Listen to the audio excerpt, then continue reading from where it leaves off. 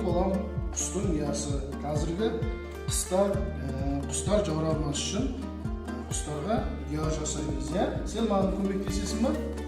Жарайсың. Онда келіп бір шетін ұстап көмектесіп жүрмін, иә? Мынаны ұстай беремін. Мынаны ұстап тұрғын. Қазір сосын шеге беріп тұрасың. Бұны шегелеп атып қоямыз. Сен құстарды жақсы көресің ба? Аянды? Құстарды жақсы көресің ба? Табиғатты жақсы көресің ба?